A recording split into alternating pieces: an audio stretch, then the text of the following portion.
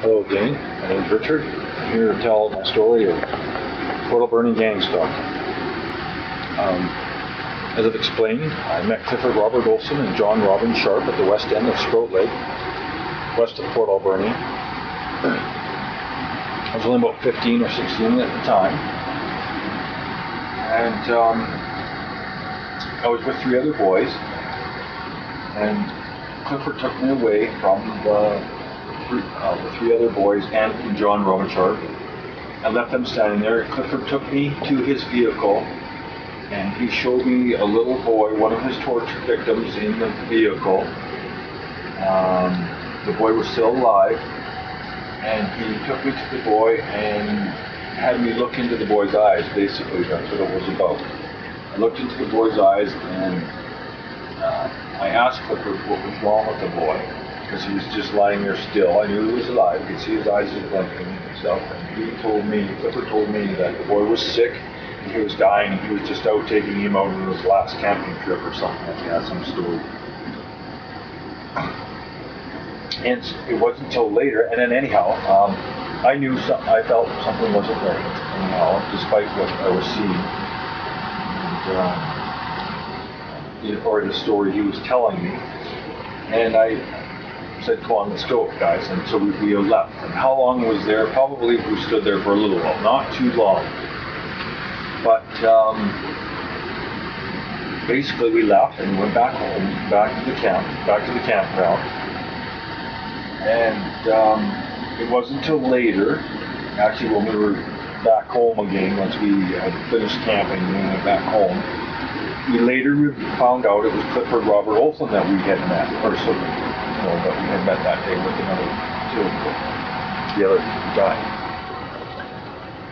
And myself and the 3 other boys never revealed any of that to anyone, that we had met Clifford Robert Olson at the west end of Sprout Lake, even though despite we had seen it on TV and we knew, each one of us knew, we had met that man. We knew. And you can probably ask any of them, the other boys I was with that day, that talking about it after the events and when Clifford revealed who he was, talking about it was probably not wise, because most people thought you were crazy. They would not believe you. Some would even say mean things and stuff, because it's something they didn't understand. So basically, I kept it in what I saw, and there's a lot more to it that I'll reveal slowly and surely. I'll get to it. But I knew something wasn't right there. Okay. Now, of course, there's a lot more to the story than that. I can just leave it there at that. But later in the story, I'll have to come back and explain that what I'm talking about, how there was more to it than just what I'm saying about what I saw when I looked into his eyes. Okay. And so I kept this in for many years, never told anyone, just kept it all in. And there was a period of time when I went through doing drugs, heavy drugs, when I was younger, in my teens. And then I did a lot of drinking. And there was a lot of, the heavy drugs were an attempt to mask what I had seen and what I was actually holding in about that day.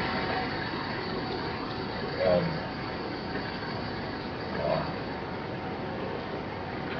as I said, it was until years later that I finally revealed to the police that I had met Clifford Robert Olson and John Robin Sharp. Now, the police were already aware of this, because as you could imagine, Clifford probably has gone through all the people he's met while he was on the road and everything, and even if he hid all the people that he had met and stuff, I do believe that the police did know about the story about me meeting Clifford Robert Olson. Okay? Authorities did. The elite, the government, they knew. There were people amongst the government who knew that I had met Clifford Robert Olson.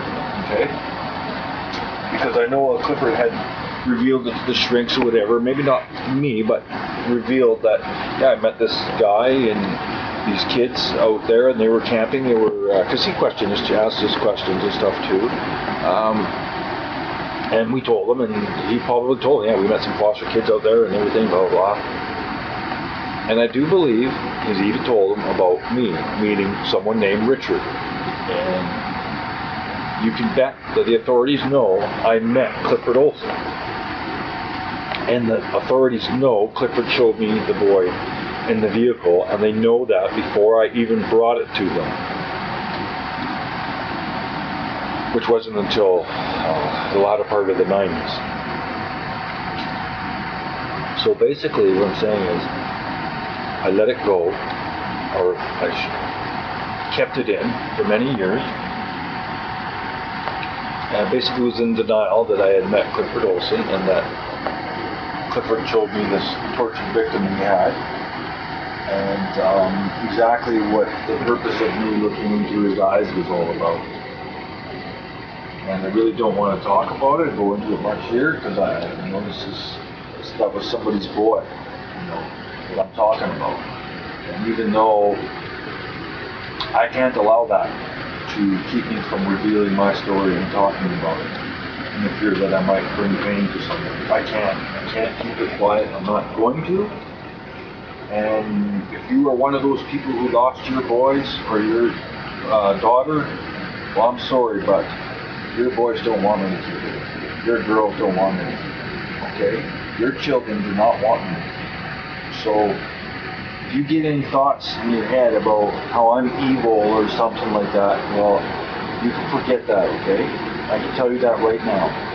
Because what I have to reveal needs to be revealed. Okay? And that's for a reason.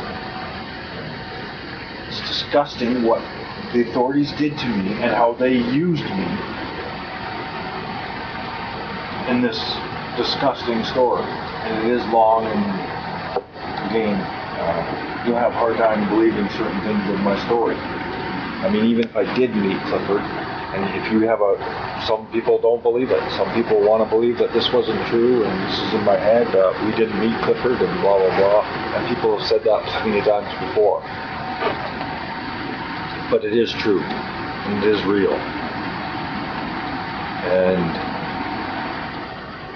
to be treated the way I was, because I revealed the fact that, yes, there was 2 people, and he only killed 11 people. It's all about devil worshiping. Number 11, or he only killed 11 people.